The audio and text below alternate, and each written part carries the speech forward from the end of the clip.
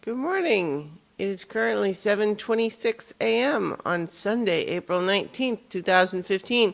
I'm Christiana Ellis and I just got up. This is 5 more minutes. Yesterday was a video game heavy day for me.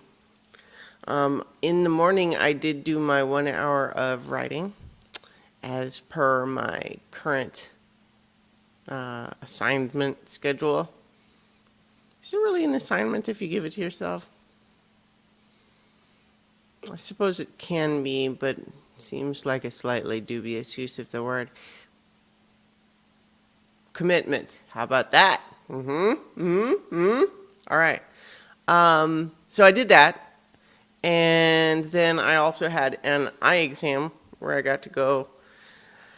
Number one is better. Number two is better. About the same. My eyes did not change very much, so same glasses as before. But in any case, I also played a significant amount of co-op video gaming with two different friends, two different games. With my good friend Lee from North Carolina, we played online co-op of Divinity Original Sin, which is an isometric role-playing game on the PC. It's a little bit, if you haven't heard of it, it plays a little bit like some of the old school PC RPGs like Baldur's Gate or Fallout, in the sense that it's kind of a top-down, slightly isometric view, and you walk your little characters around the screen. You have multiple people, and you do quests and have conversations and stuff like that.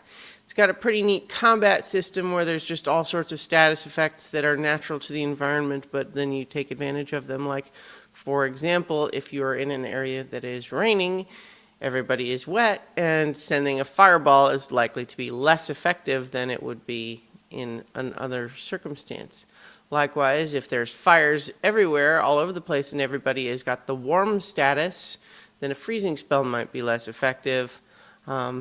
If everybody's wet, you can use lightning and it'll chain to everybody, but that might include you, because if you've got everybody standing in kind of a big puddle, hit one person with a lightning spell, it's going to get everybody, including you.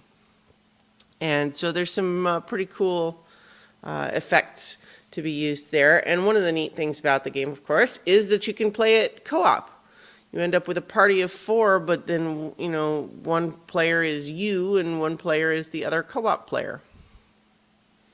And so we had tried it a couple of times before and liked it okay, but one thing that was just super fun when we played it yesterday is we started trying to read all of the different conversation dialogue in different voices, and that's fun.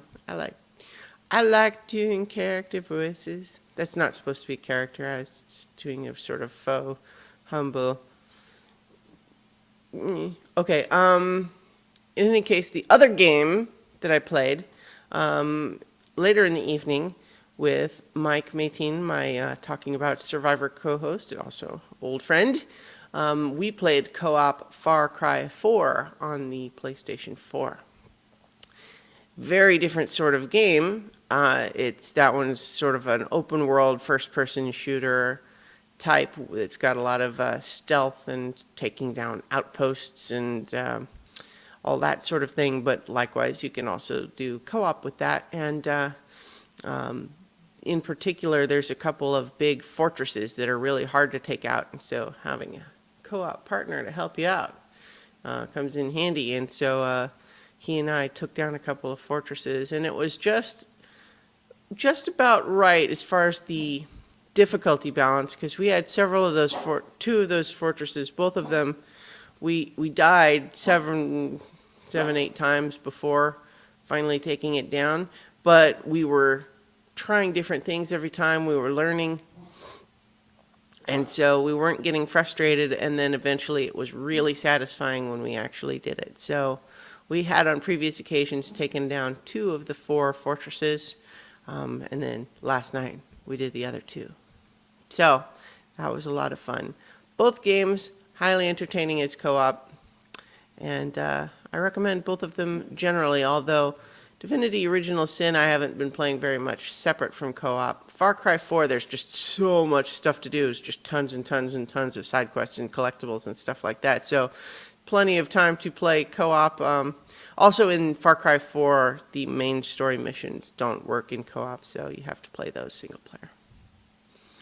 All right, so anyway, that's 5 minutes. I was up late enough that I'm going to go back to bed. So remember, you can find all my stuff at christianaellis.com, including my fantasy novel, Nina Kimberly the Merciless, available as a free podcast audiobook. My humorous sci-fi radio play, Space Casey, with 2 seasons, both available as free podcasts. And, of course, all of the other podcasts I do. If you're watching this, I can't imagine you don't know that stuff already, but you never know. If you know that stuff already, maybe you could tell somebody who doesn't. I'm tired. I should not try to self-promote when I'm tired. All right, I'll talk to you guys tomorrow for 5 more minutes.